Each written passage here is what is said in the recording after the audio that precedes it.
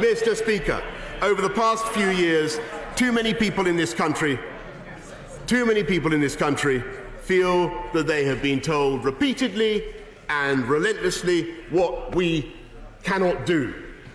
Since I was a child, I remember respectable authorities asserting that our time as a nation has passed, that we should be content with mediocrity and managed decline. And time and again, these are the skeptics and doubters, my friend. They are. Time and again, by their powers to innovate and to adapt, the British people have showed the doubters wrong. And, Mr. Speaker, I believe that at this pivotal moment in our national story, we are going to prove the doubters wrong again, not just with positive thinking and a can-do attitude, important though they are, but with the help and encouragement of a government and a cabinet that is bursting with ideas, ready to create change, determined to implement the policies that we need to succeed as a nation. The greatest place to live, the greatest place to bring up a family, the greatest place to send your kids to school, the greatest place to set up a business or to invest, because we have the best transport and the cleanest environment and the best healthcare and the most compassionate approach to care of elderly people. That is the mission of the cabinet I have appointed, and that is the purpose of the government I am leading. And that is why I believe that if we bend our sinews to the task now, there is every chance that in 2050, into it I fully intend to be around, though not necessarily in this job, we will be able to look back on this period, this extraordinary period, as the beginning of a new golden age for our United Kingdom. And I commend this future to the House just as much as I commend this statement, Mr. Speaker.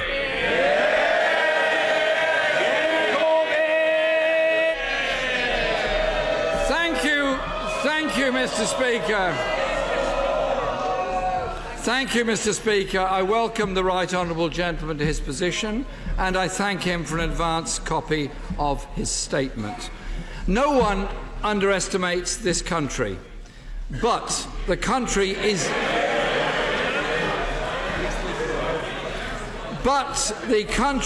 deeply worried that the new Prime Minister overestimates himself. He inherits a country that's been held back by 9 years of austerity.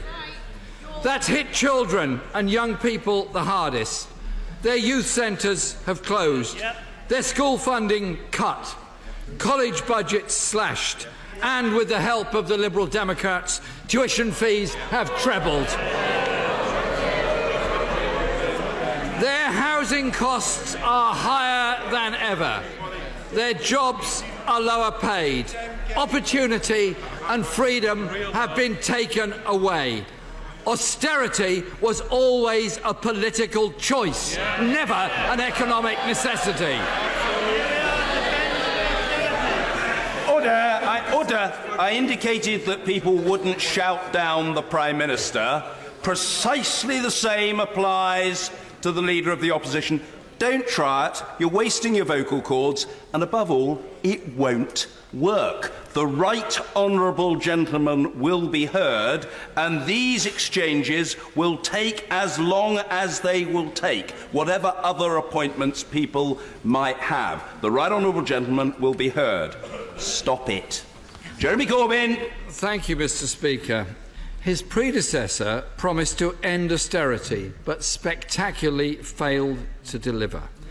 People do not trust his Prime Minister to make the right choices for the majority of people in this country, when he's also promising tax giveaways to the richest and big business, his own party's funders. So, can he now indicate when he will set out the detail of the exact funding settlement for our schools, our hard-pressed local authorities and police, so they can start planning now? I'm deeply alarmed to see no plan for Brexit.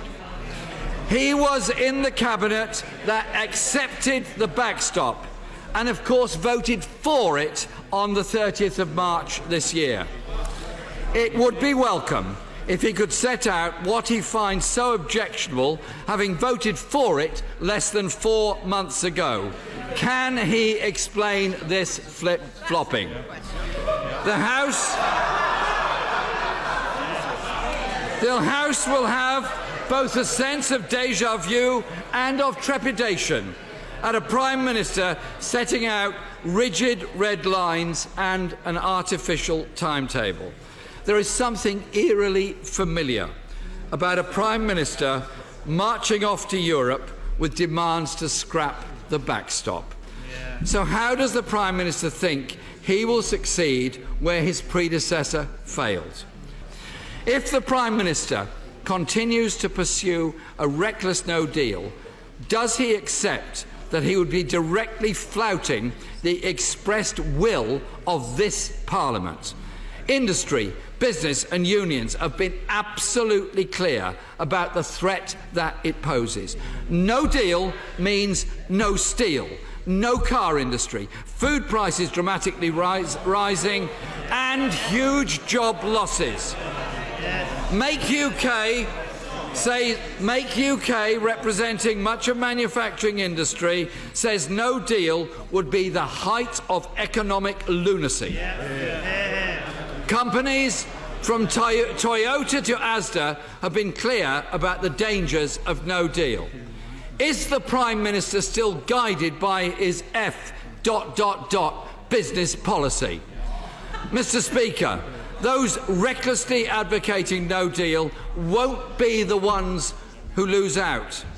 The wealthy elite that funds him and his party will not lose their jobs, see their living standards cut or face higher food bills.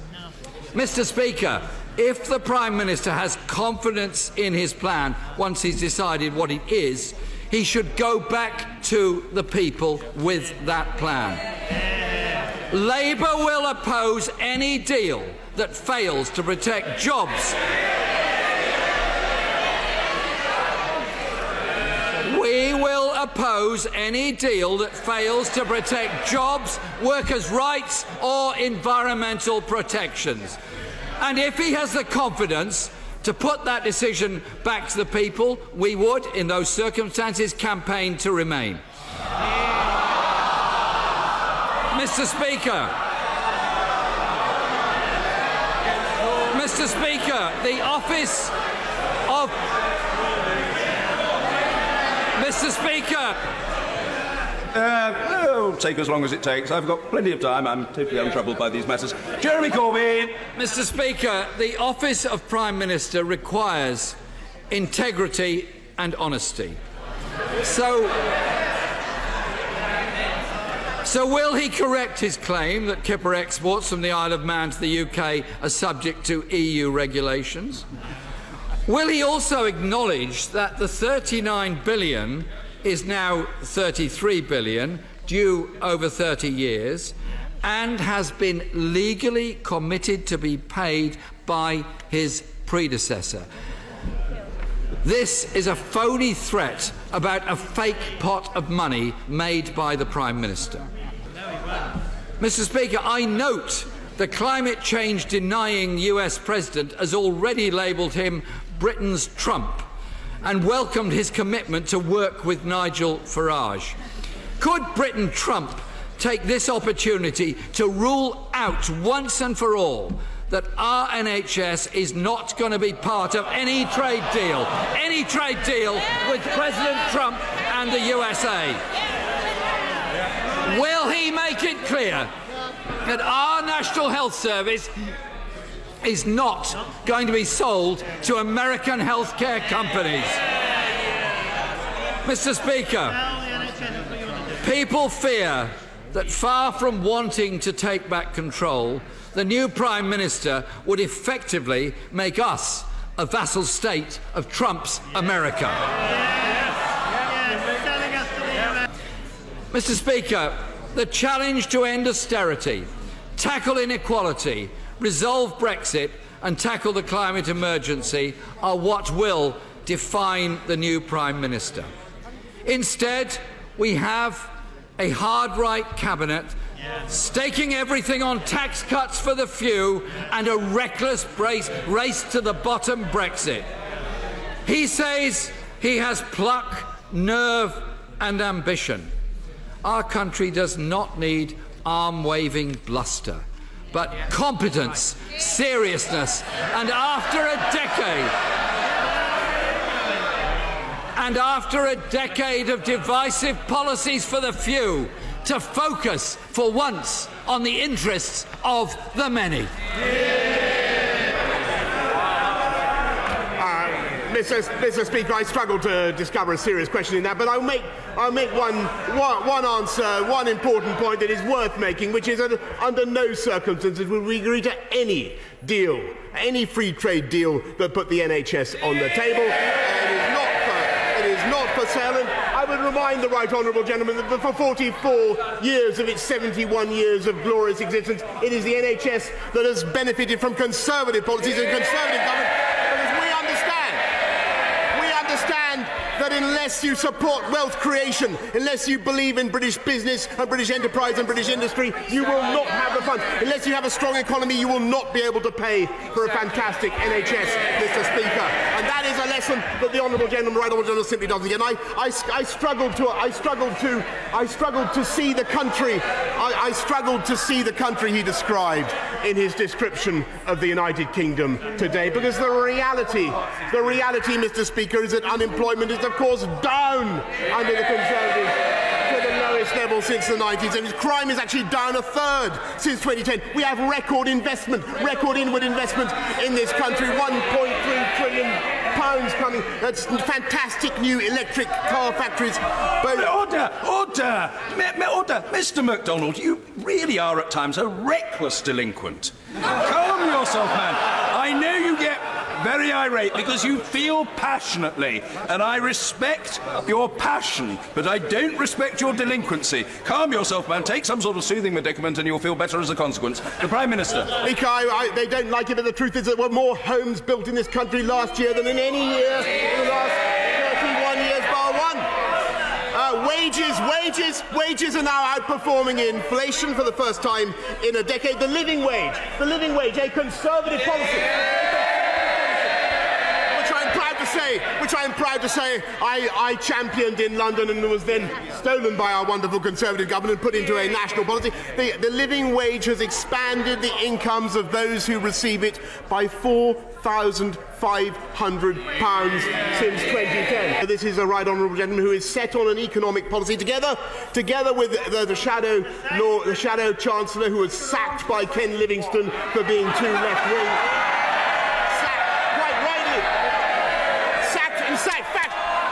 For fabricating a budget. He forged a budget, sacked for forging a budget. He would raise taxes on inheritance, Mr. Speaker. He would raise taxes on pensions. I am answering. I'm telling you, Mr. Order! Mr. Lavery, you're another overexcitable denizen of the House. Calm yourself. It would be therapeutic for you to do so.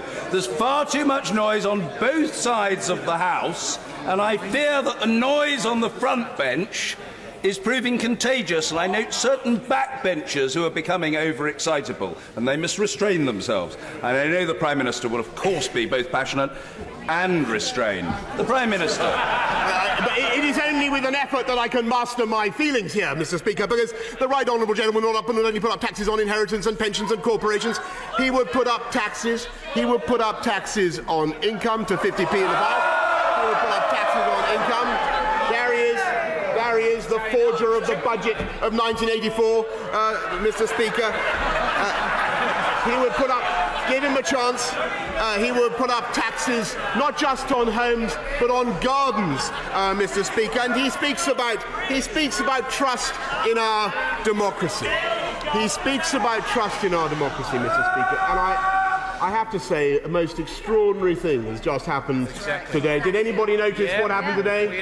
Did anybody notice the terrible metamorphosis that took place, like the final scene of Invasion of the Body Snatchers? At last, this long-standing Eurosceptic, the right honourable gentleman, has been captured, he has been jugulated, he has been reprogrammed by his honourable friends, he has been turned now into a Remainer. He has turned Labour into the party in all the flip-flops he has performed in his tergiversating career. That is the one for which I think he will pay the highest price. Because it is this party now, this party, this government, that is clearly on the side of democracy in this country. It is this party that is on the side of the people who voted so overwhelmingly in 2016. It is this party that will deliver the mandate that they gave to this Parliament, and which, by the way, this Parliament promised time and time and time again to deliver. And indeed, the Right Honourable Gentleman and all his colleagues promised to deliver it. And the reality now is that we are the party of the people.